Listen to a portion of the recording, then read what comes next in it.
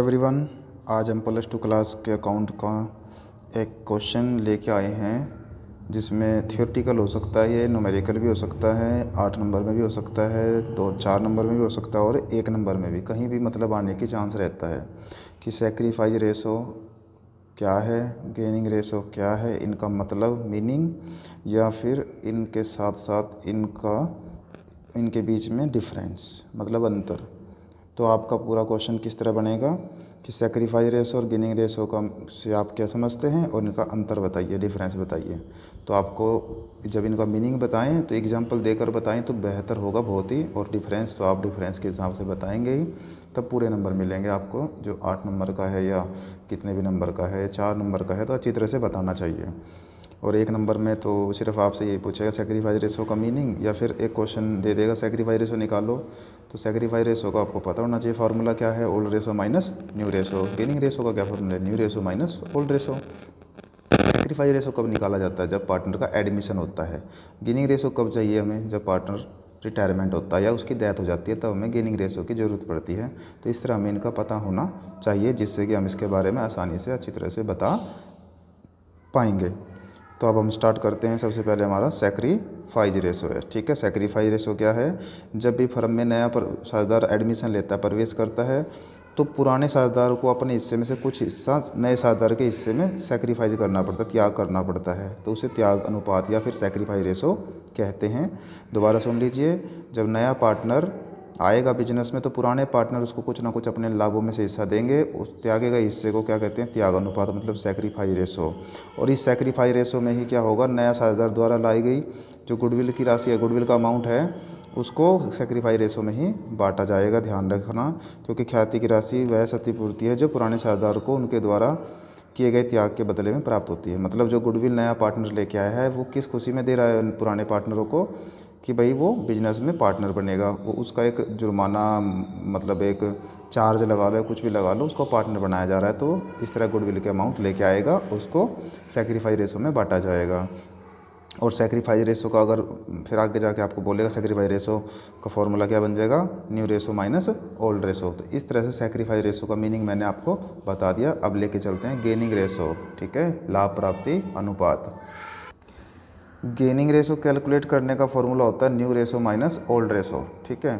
तो gaining ratio क्या है, मैंने बताया, जब पार्टनर रिटायर हो जाता है, डेथ हो जाता है। इसका मतलब वो तीनों 2 पार्टनर थे, 3 पार्टनर थे, सारे मिलके काम कर रहे हैं। अब उसमें से एक पार्टनर की डेथ होगी या बिजनेस छोड़ के चला गया, तो जो बचे हुए पार्टनर हैं उनका फ़र्ज़ बनता है कि अपने लाभों में से उसको लाभों का हिस्सा दें और उसको अच्छी तरह से जाने दें। जो भी उसका हिस्सा बनता है उसको हर चीज़ में इसका हिस्सा मिलेगा।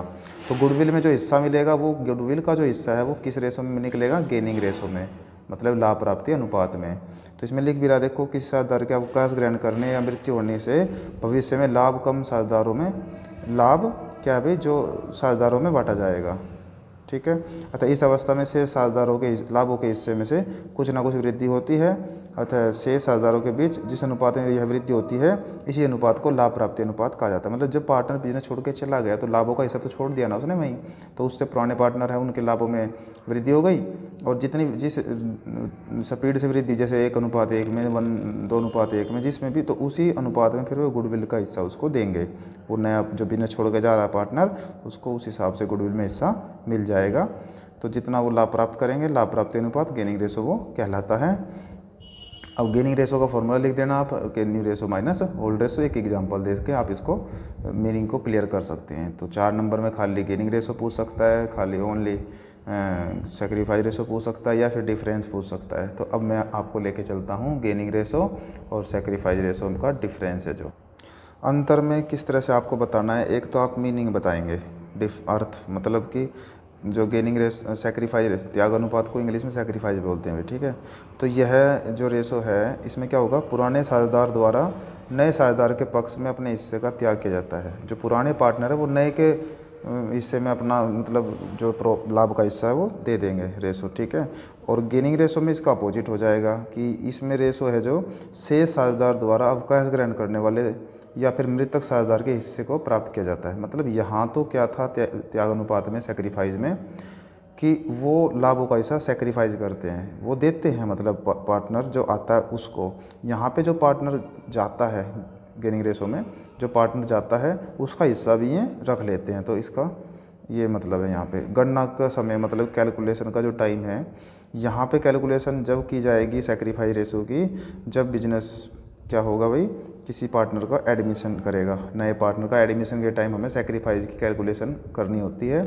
और लाभ प्राप्ति अनुपात मतलब गेनिंग रेशो की कैलकुलेशन हमें किसी पार्टनर के अवकाश ग्रहण मतलब रिटायरमेंट के टाइम या फिर डेथ के टाइम हमें इसकी कैलकुलेशन करनी है गेनिंग रेशो की, ठीक है।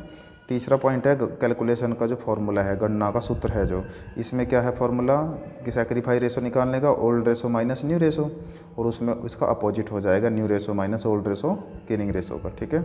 तो इस तरह से कैलकुलेशन का जो फॉर्मूला है वो भी आपने तीसरी हेडिंग कर ली है। चौथा और लास्ट जो अंतर है वो है कैलकुलेशन का ऑब्जेक्टिव, गणना का उद्देश्य क्या है।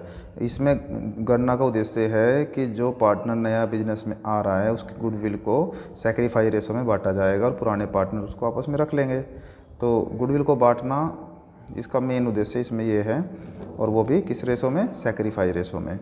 और लाभ प्राप्ति अनुपात गेनिंग रेशो में क्या होगा, जो पार्टनर बिजनेस छोड़ के जाएगा तो उसका भी गुडविल का हिस्सा है जो वो किस में बांटा जाएगा, लाभ प्राप्ति अनुपात मतलब कि गेनिंग रेशो में।